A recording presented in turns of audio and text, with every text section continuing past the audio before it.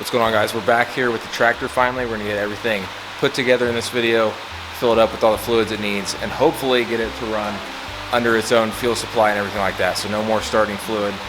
Hopefully this thing will be good to go, ready to run, and then we can start making her beautiful again.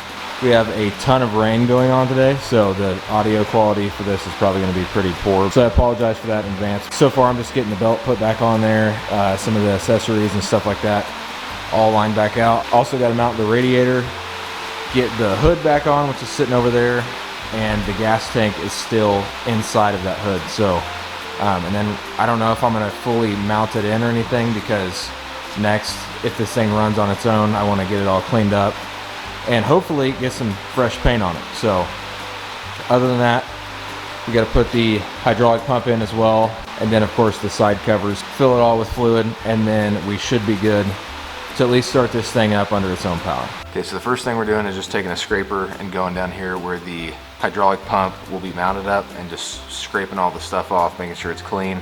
That way we get a good seal and no leaks.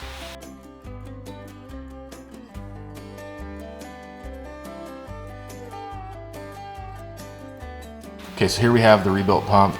I did put some gasket sealer and then the new gasket on top of there, and then we're going to put some more gasket sealer on top of it just to make sure that it definitely does not leak. Okay, so now it's time to get this thing installed back in there.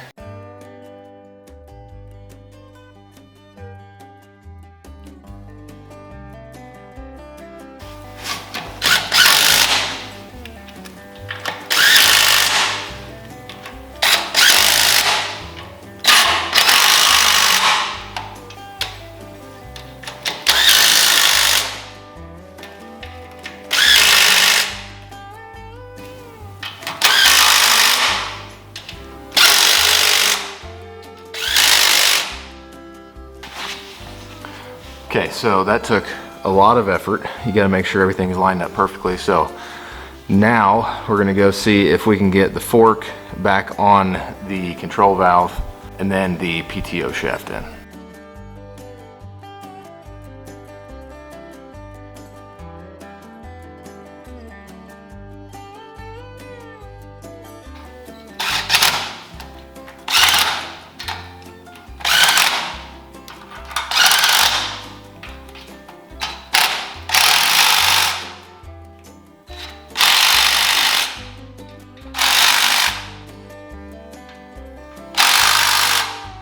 So now we just have to get everything else on here and see if this thing will operate under its own power.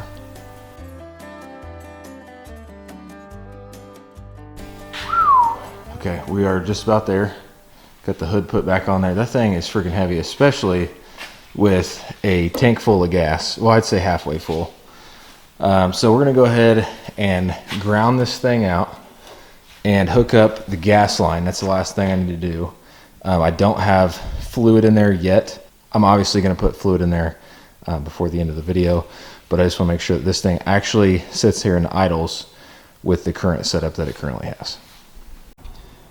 Okay, so I've got the fuel line hooked up. I've got fuel at the carburetor, so I think we are good to go ahead and try to start this thing.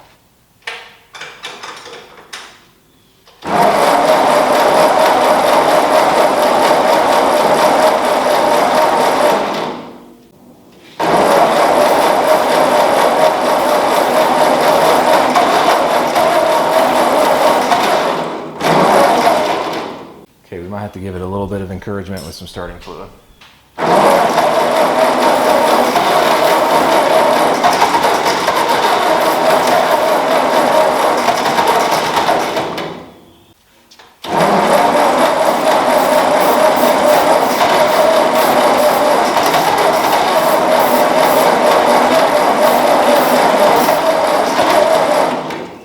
Okay, so obviously we're having some problems starting. I know it's going to be a carburetor rebuild. I was expecting one in the first place, so I'm just going to, well, I actually ordered the kit, so I'm just going to wait till that gets in here. So I'm not surprised at all. I figured that it would definitely need a carburetor rebuild. Obviously, sitting for that long, you kind of just expect to do a carburetor rebuild. And the choke, you can't even like operate it because of how gummed up the carburetor is. So I was just hoping to at least get it to run a little bit. There is fuel at the carburetor, so it's definitely not the fuel lines because there is fuel getting down to the carburetor. It definitely just needs a carburetor rebuild.